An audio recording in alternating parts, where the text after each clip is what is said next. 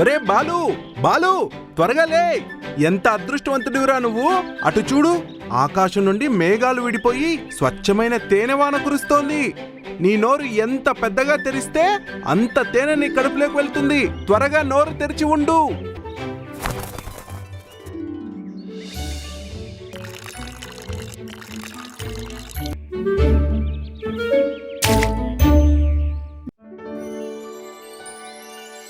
ఒకానొక కాలంలో ఒక అద్భుతమైన మాయా అడవి ఉండేది.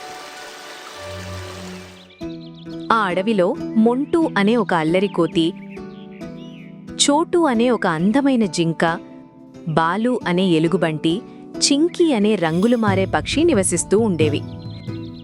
ఈ నలుగురు చాలా మంచి స్నేహితులు. అయితే మొంటూ కోతికి ఒక చెడు అలవాటుంది. అడవిలోని జంతువులకు ఎప్పుడూ లేనిపోని అబద్ధాలు చెబుతూ వారిని నమ్మించి ఆ తర్వాత ఏప్రిల్ ఫూల్ అంటూ ఎగతాళి చేయడం వాడికి మహాసరదా. దీనివల్ల అడవిలోని జంతువులన్నీ తరచూ ఇబ్బందులు పడేవి.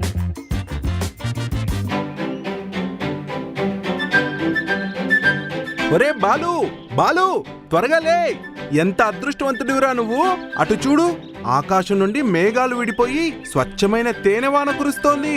నీ నోరు ఎంత పెద్దగా తెరిస్తే అంత తేనె నీ కడుపులోకి వెళ్తుంది. త్వరగా నోరు తెరిచి ఉండు.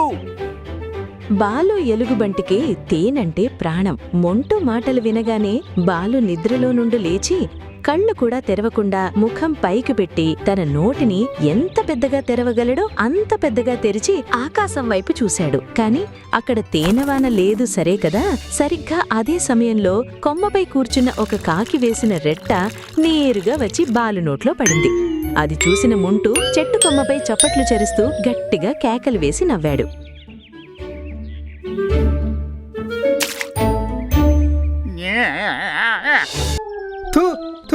మోంటూ, ఎంత పని చేసావురా? నా తిండి పిచ్చిని నువ్వు ఆసరాగా చేసుకొని నాకు కాకిరెట్ట తినిపిస్తావా? ఈ రోజు నీ తోక కత్తిరించకపోతే నా పేరు బాలునే కాదు, నిన్ను అస్సలు వదలను. ఇటురా. అబ్బబ్బా, నా కడుపు నొచ్చేస్తోంది బాలు. నా అబద్ధాల వలలో పడ్డావుగా. తేనెవాన అంట తేనెవాన. తిన్నావుగా కాకిరెట్ట. నీ మొహం చూడు ఎలా పెట్టావో. ఈ అడవిలో అబద్ధం చెప్పడంలో నన్ను మించిన మొనగాడే లేడు. మొంటూ దగ్గర ఒక రహస్యమైన మాట్లాడే మాయా అద్దం ఉంది. ఆ అద్దం యొక్క ప్రత్యేకత ఏమిటంటే మొంటూ ఎప్పుడు అబద్ధం చెప్పినా అది గట్టిగా అబద్ధం అబద్ధం అని అరిచేది. మొంటూకు ఆ అద్దం చేసే పని నచ్చలేదు. మొంటూ ఒకరోజు ఆ అద్దం ముఖానికి గట్టిగా ప్లాస్టర్ అంటించి దాన్ని ఒక పాత గోనె సంచిలో వేసి తన గుహలో దాచేశాడు. మోంటూ, నువ్వు చేసేది అస్సలు బాలేదు. నువ్వు పెద్ద అబద్ధాల కోరివి. ఈ అబద్ధాల వల్ల నువ్వు ఏదో ఒక రోజు చాలా పెద్ద ప్రమాదంలో పడతావు. నీకు త్వరలోనే కాలమే బుద్ధి చెప్తుంది.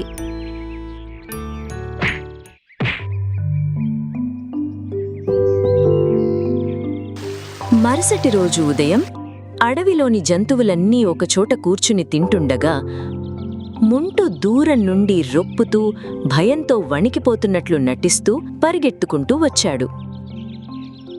పరిగెత్తండి, పరిగెత్తండి! జంతువులారా పారిపోండి! మన అడవి సరిహద్దుల్లోకి ఒక క్రూరమైన సింహం వచ్చింది. దాని చేతిలో ఒక పెద్ద మాయ గండ్రగొడ్డలి ఉంది. అది కంటికి కనిపించిన జంతువును నరికేసి ముక్కలు ముక్కలుగా కోసి తింటోంది. మీ ప్రాణాలు కాపాడుకోవాలంటే ఇప్పుడే అడవి దాటి పారిపోండి. మొంటూ ముఖంలో ఉన్న కంగారును చూసి ఆ జంతువులన్నీ నిజంగానే సింహం వచ్చిందేమోనని భయపడిపోయాయి. ఏనుగులు తమ పిల్లలను తీసుకుని పరిగెత్తాయి. జింకలు అటూ ఇటూ దుమికాయి. పక్షులు గాల్లోకి లేచాయి. అడవి అంతా అయోమయంగా మారిపోయింది. జంతువులన్నీ చెట్ల వెనుక, గుహల వెనుక దాక్కుని ప్రాణాలు గుప్పెట్లో పెట్టుకుని చూడసాగాయి. కాని ఎంతసేపటికి ఏ సింహమూ రాలేదు, గండ్రగొడ్డలి శబ్దమూ వినపడలేదు.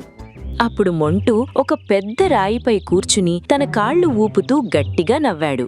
మోంటూ, ఎక్కడా సింహం? ఎక్కడా గండ్రగొడ్డలి? మమ్మల్ని అందరినీ మళ్ళీ మోసం చేశావా? ఓ చోటు, నువ్వు పరిగెత్తేటప్పుడు నీ కాళ్ళు ఎలా వణికాయి తెలుసా? నేను ఊరికే సరదాకి మజాక్ చేశాను. మీరంతా ఇంత అమాయకులైతే ఎలా అబ్బా? నేను చెప్పేవన్నీ నిజం అనుకుని మీరంతా దాక్కోవడం చూస్తుంటే నా పొట్ట చెక్కలవుతోంది. జంతువులన్నీ మొంటూ చేసిన పనికి విసిగిపోయాయి. వాడి అల్లరి, అబద్ధాలు మితిమీరిపోతున్నాయని గ్రహించాయి. లంబు కోపంతో మొంటూ వైపు ఒక కుళ్ళిన అరటిపండును విసిరాడు. మోంటూ, నీ ఈ అబద్ధాల అలవాటు వల్ల ఏదో ఒక రోజు నీపై అందరికి నమ్మకం పోతుంది. అప్పుడు నువ్వు నిజం చెప్పినా కూడా నిన్ను ఎవ్వరూ నమ్మరు. కాని మొంటూ ఆ మాటలను అస్సలు పట్టించుకోలేదు. మరుసటి రోజు సాయంత్రం వాతావరణం చాలా ప్రశాంతంగా ఉంది. స్నేహితులంతా కలిసి అడవి మధ్యలో ఉన్న చింతామణి మైదానంలో ఒక మాయా గ్లోయింగ్ బంతితో క్రికెట్ ఆడుతున్నారు. చోటు బౌలింగ్ చేస్తుండగా మొంటూ బ్యాటింగ్ చేస్తున్నాడు. బాలు కీపింగ్ చేస్తున్నాడు. చోటు, మంచి బాల్ వేయ్. ఈ రోజు ఈ మాయా బంతిని అడవి అవతలకు కొడతా చూడు. చోటు బంతిని విసిరాడు. మోంటూ తన పూర్తి బలంతో బ్యాట్ను గట్టిగా ఊపాడు. బంతి మనే శబ్దంతో గాల్లోకి లేచి రంగులు మారుస్తూ వెళ్లి మైదానం పక్కనే ఉన్న చీకటి నల్లరాళ్ల కోనలోకి వెళ్లిపోయింది. ఆ ప్రదేశంలో ప్రమాదకరమైన జీవులు, మాయా రాక్షస కీటకాలు ఉంటాయని అడవిలో ఎవ్వరూ ఒంటరిగా అక్కడికి వెళ్లరు. కాని మోంటూ తన అతి తెలివితో, గర్వంతో ఎవరికీ చెప్పకుండా ఒంటరిగా లోపలికి వెళ్లాడు. అబ్బా, ఇక్కడ అంతా ఎంత చీకటిగా ఉందో. ఆ రాళ్ళు ఎందుకు అలా కదులుతున్నాయి?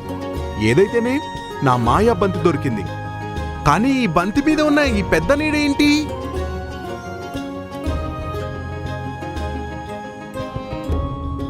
మోంటూ బంతిని చేతిలోకి తీసుకోబోతుండగా ఒక భారీ నల్లటి రాయి వెనుక నుండి ఒక భయంకరమైన భారీ మాయాతేలు ప్రత్యక్షమైంది. దాని కళ్ళు ఎర్రటి నిప్పు కణాల్లా మెరుస్తున్నాయి. దాని తోక చివర ఉన్న కొంకి నుండి పచ్చని విషం కారుతోంది. అది మోంటూను చూడగానే పెద్దగా గర్జించింది. అమ్మ బాబోయ్, ఇదేదో రాక్షస తేలులా ఉందే. చోటు, బాలు, నన్ను రక్షించండి.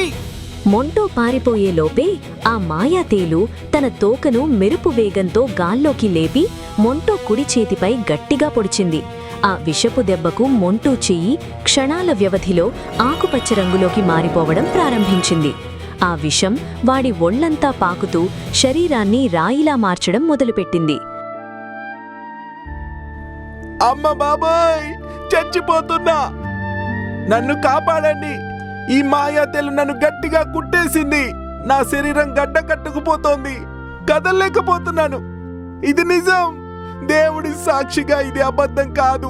నన్ను రక్షించండి ఎవరైనా. మైదానంలో ఉన్న మిగతా జంతువులకు మొంటూ వేస్తున్న అరుపులు, కేకలు స్పష్టంగా వినిపించాయి. కాని వాళ్లంతా ఒక చోట చేరి నవ్వుకోసాగారు. లంబు అరటిపండు తింటూ ఇలా అన్నాడు. లైట్ తీసుకోండి. నిన్ననే కదా సింహం వచ్చింది, గండ్రగొడ్డలు వచ్చిందని అబద్ధం చెప్పి వీడు మనల్ని ఎంతో ఏడిపించాడు. వీడు భయపెట్టి నాటకమాడుతున్నాడు. వీడి నటనకు ఆస్కర్ అవార్డు ఇవ్వాలి. అవును లంబు, చెప్పింది నిజమే. మనల్ని మళ్ళీ పిచ్చివాళ్ళని చెయ్యాలని చూస్తున్నాడు. ఈసారి మనం వాడి వలలో పడకుండా మన ఆట మన ఆడదాం. అసలు వెళ్ళొద్దు. మొంటూ ఎప్పుడూ అబద్ధాలే చెబుతాడని భావించి జంతువులేవి అతని మాటలను పట్టించుకోలేదు. మొంటూ నొప్పితో విలవిలలాడుతూ ఎలాగోలా రాళ్ల కోన నుండి పాకుకుంటూ బయటకు వచ్చాడు. వాడి కళ్ళు పూర్తిగా మూసుకుపోతున్నాయి.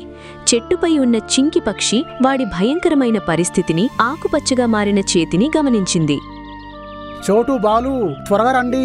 మోంటూ నటించటం లేదు. వాడి ప్రాణాలు ప్రమాదంలో ఉన్నాయి. చూడండి, వాడి శరీరం రాయిలా మారిపోతుంది. ఆ మాయతేలి విషయం వాడి ఒళ్ళంతా పాకుతోంది.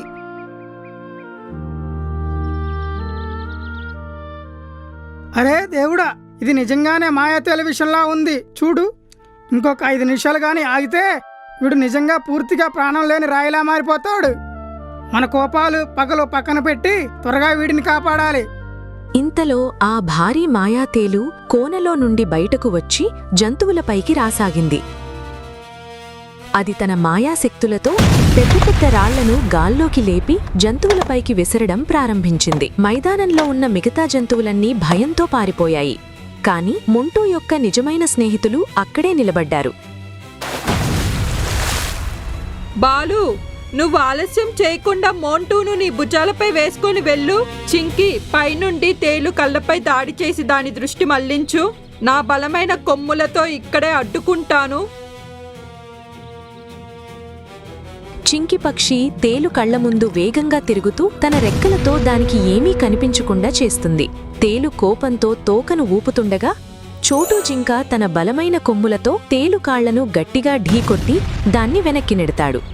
ఈలోగా బాలు ఎలుగుబంటి మొంటూను తన భుజాలపై వేసుకుని అడవి చివర ఉన్న మాయా వైద్యుడైన గజ్జు ఆశ్రమం వైపు పరుగుతీస్తాడు. బాలు, చోటు, చింకి ఎలాగోలా తేలు నుండి తప్పించుకుని మొంటూను గజ్జుతాత దగ్గరకు చేర్చారు. గజ్జుతాత తన మాయాతొండంతో పవిత్ర సరస్సులోని సంజీవనీ జలాన్ని మొంటూ ముఖంపై చల్లాడు. ఒక మాయా మంత్రాన్ని చదివాడు. ఆ మంత్రం శబ్దానికి మొంటూ ఒంట్లో ఉన్న ఆకుపచ్చని విషమంతా నల్లటి పొగలా మారి నోటి నుండి బయటకొచ్చేసింది. రాయిలా మారిన మొంటూ శరీరం మళ్లీ సాధారణ స్థితికి వచ్చింది. మొంటూ నెమ్మదిగా కళ్ళు తెరిచి శ్వాస గట్టిగా తీసుకున్నాడు. వాడి ముఖంలో పశ్చాత్తాపం స్పష్టంగా కనిపిస్తోంది. మోంటూ, ఈరోజు నీ ప్రాణాలు దక్కాయంటే కారణం నీ నిజమైన స్నేహితులే. వాళ్ళు తమ తమ ప్రాణాలను ప్రణంగా పెట్టి ఆ మాయాతేలుతో పోరాడి నిన్ను ఇక్కడికి తెచ్చారు. నువ్వు చేసిన తప్పుకు ఈరోజు నీ ప్రాణాలే పోయేవి. నువ్వు అబద్ధాలు చెప్పడం వల్లే మిగతా జంతువులు నిన్ను నమ్మలేదు. నన్ను క్షమించండి గజ్జు తాత, నన్ను క్షమించండి స్నేహితులారా. నా అబద్ధాల అలవాటు ఎంత ప్రమాదకరమో నాకు ఈ రోజు తెలిసొచ్చింది. నేను ఎప్పుడూ మిమ్మల్ని ఏడిపిస్తూనే ఉన్నా కానీ మీరు నా ప్రాణాలు కాపాడారు. మీరే నా నిజమైన స్నేహితులు. మొంటూ నిజంగానే మారాడని గ్రహించిన గజ్జుతాత చిరునవ్వు నవ్వారు. ఇంతలో మొంటూ గుహలో సంచిలో బంధించబడి ఉన్న మాయా అద్దం మొంటూ మనసు మారిన విషయాన్ని తన మాయాశక్తితో గ్రహించి అక్కడికొచ్చింది.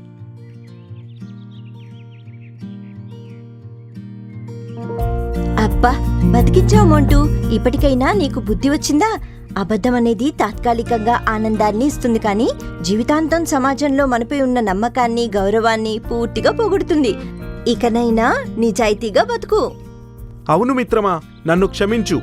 ఇకపై నా జీవితంలో ఎప్పుడూ ఎవరితో కూడా సరదాకి కూడా అబద్ధం చెప్పను.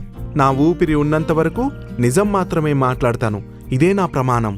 మొంటూ మారడం చూసి ఆ మాయా అద్దం నుండి ఒక దివ్యమైన బంగారు కాంతి వెలువడింది. ఆ కాంతి మొంటూ కుడి చేతికి ఒక అందమైన సత్య కంకణంలా మారిపోయింది.